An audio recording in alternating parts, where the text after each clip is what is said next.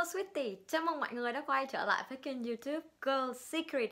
Video của ngày hôm nay sẽ là chủ đề tập gym tại nhà. Video này sẽ dành cho những bạn mới bắt đầu tập gym nhưng không biết bắt đầu từ đâu, hoặc là không có động lực để đi đến phòng gym, thì đây sẽ là một video rất là hứa hẹn dành cho các bạn đó. Và nếu như bạn là một người đã có một khoảng thời gian dài để tập luyện, thế nhưng mà bởi vì một lý do nào đó mà bạn không thể nào đến phòng gym, thì mình nghĩ đây có lẽ không phải là một video dành cho bạn rồi. Và nếu như mà bạn đang hy vọng ở những cái video nâng cao hơn đó, thì hãy đợi mình một khoảng thời gian xíu xịu nha, mình sẽ catch up ngay thôi. Ok, và nếu như bạn đang hứng thú với cái chủ đề này thì bây giờ chúng mình sẽ cùng bắt đầu luôn nha. Điều đầu tiên đó là squat. Mình biết rằng tất cả mọi người đã ngán ngẩm cái từ squat này rồi, mình cũng thế thôi. Thế nhưng mà nếu như bạn là một người muốn tập gym ở nhà á, thì squat là một bài tuyệt đỉnh dành cho các bạn, bởi vì nó dùng rất là nhiều những cái mớ cơ khác nhau để hoạt động trong một cái bài tập squat. Và nếu như mà bạn muốn mình hướng dẫn cái chi tiết để squat thì mình sẽ để một cái link ở đâu đó ở đây, và các bạn có thể nhấn trực tiếp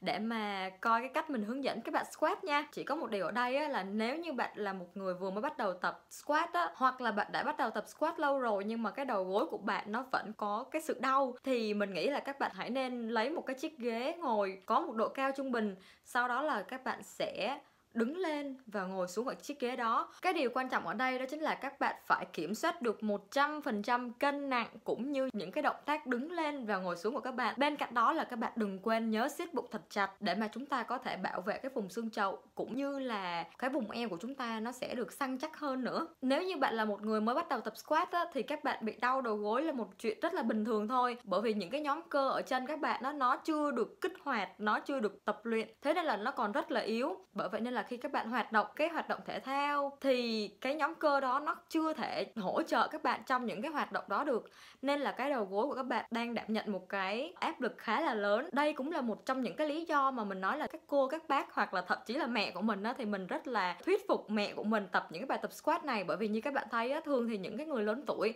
họ sẽ có cái xu hướng là chân nó yếu đi, và từ đó họ sẽ không đi được. Bởi vì á, khi mà các bạn lớn tuổi rồi thì người các bạn nó sẽ càng ngày càng phình ra, thế nhưng mà cái chân của các bạn á, nó càng ngày càng yếu. Và cái cơ á, khi lớn tuổi thì cái cơ của chúng ta càng ngày càng teo tóp đi, dẫn đến là cái xương chân và cái đầu gối là nơi chịu áp lực nhiều nhất. Bởi vậy nên là cái lý do người lớn tuổi họ không đi được là một điều khá là dễ hiểu mà, đúng không? Nếu như bạn có người thân thiết thì hãy động viên họ tập squat nha, bởi vì một tương lai đi lại lành mạnh của chúng mình. Bài tập thứ hai đó chính là bài tập khá là khốn đốn, đó chính là burpee. Burpee thì mình không biết nó có tên tiếng Việt hay không, và tất nhiên là nếu như các bạn là một người mới tập thì mình sẽ không bắt các bạn phải tập burpee hoàn chỉnh đâu, chỉ giống như là một nửa burpee thôi là được rồi. Với cái bài tập này thì nó khá là đơn giản, thế nhưng mà cái lợi ích sức khỏe của các bạn nó sẽ tăng lên rất là nhiều. Bởi vì burpee nó cần rất là nhiều những cái mớ cơ và nó kết hợp nhiều động tác cùng với nhau. Nếu như mà bạn chịu khó làm nó liên tục trong vòng nhiều ngày á, thì sau đó bạn sẽ cảm nhận được sức khỏe của bạn nó sẽ được cải thiện ngay lập tức. Và thậm chí là những cái bài tập sau đó liên quan giống như là gập bụng hoặc là đá chân á, thì các bạn sẽ cảm thấy nó dễ dàng hơn rất là nhiều. Cái điều lưu ý ở đây đó chính là nếu như mà các bạn muốn làm nó khó hơn á, thì các bạn phải làm với một cái tần suất khá là lớn. Thì nếu như các bạn không kiểm soát được cái hơi thở của mình á, thì dẫn đến các bạn sẽ có cái tình trạng hơi say sẩm một xíu. Và như mình đã nói là nó còn tùy vào cái trường hợp bạn làm nó ở cái level như thế nào nữa, mà bạn càng làm nhanh á thì cái bài tập này nó sẽ càng khó, có nghĩa là nó sẽ nặng hơn. Còn nếu như bạn làm chậm chậm á thì nó sẽ không khó quá đâu. Bạn sẽ bắt đầu bằng chống hai tay, hai chân lên mặt sàn, sau đó là dồn trọng tâm cơ thể vào hai tay và búng chân về đằng sau, rồi sau đó là búng chân về lại vị trí ban đầu và đứng dậy. Như vậy là các bạn đã hoàn thành xong một động tác rồi đó. Cứ như thế các bạn sẽ làm nó 15 lần và các bạn sẽ qua bài số 3. Động tác số 3 là một cái động tác mình lại nói một câu đơn giản, đó chính là nó phải nói là nó cực kỳ đơn giản và nó cũng sẽ hứa hẹn rất là nhiều điều tốt lành đây. Bài này thì thật sự mình không biết tên tiếng Việt của nó là gì, nhưng mà khi mà mình cho các bạn xem thì các bạn sẽ biết ngay thôi. Đó chính là bạn sẽ bắt đầu với tư thế trụm chân, sau đó nhảy ra thì chân rộng hơn vai và hai tay chập lại qua đầu, sau đó thì nhảy vào tư thế bình thường. Mình nghĩ là các bạn ít nhất đã làm một lần trong đời rồi. Và những cái bài tập nhảy như thế này á, thì các bạn phải chú ý đến cái cổ chân của các bạn. Các bạn hãy nhớ là khởi động cho cái khớp chân của mình nó quen đã, rồi chúng mình mình mới bắt đầu nhảy nha. Bởi vì nếu như mà các bạn chưa quen với tập thể dục thể thao á, thì cái cổ chân của các bạn nó còn hơi yếu một xíu, dẫn đến khi mà các bạn vô ý một xíu thì cái cổ chân của bạn sẽ bị trật ngay. Các bạn phải nhớ cái điều này nha, bởi vì khi mà mình mới bắt đầu á, thì mình cũng bị 1-2 lần trật chân, nhưng mà nó chỉ trong cái cấp độ nhẹ thôi chứ không có kiểu như là không thể đi được, nên là các bạn cũng hãy yên tâm nha. Cái bài này á, thì các bạn có thể làm tới 100 cái, thế nhưng mà mình không muốn các bạn bắt đầu quá khó khăn, nên là chúng mình chỉ cần làm 30 cái thì chúng ta có thể qua bài số 4 rồi. Bài này thì sẽ thiên về hướng phần trên cơ thể hơn, để cho cái phần vai và phần tay của chúng ta nó được khỏe hơn một xíu. Các bạn hãy yên tâm nha, vì những cái bài tập body weight như thế này á, thì nó không thể nào làm cho vai và tay của các bạn bự ra được.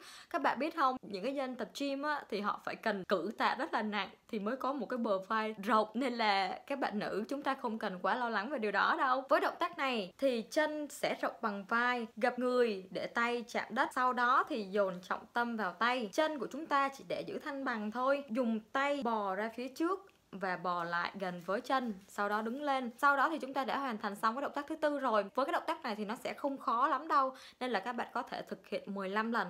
Sau đó thì chúng ta sẽ bắt đầu đi qua bài tập số 5. Bài tập số 5 này mình nghĩ là đối với những cái bạn mới tập thì các bạn sẽ hơi khó một xíu. Thế nhưng mà nó hơi khó thôi chứ nó không có khó lắm đâu các bạn. Chỉ cần 1-2 ngày thì chúng ta sẽ làm quen với nó ngay thôi. Có điều là nếu như mà các cô các bác quá yếu đầu gối thì mình nghĩ là các cô các bác có thể bỏ qua cái động tác này và cố gắng tập cái bài squat mà con đã nói ở trên á.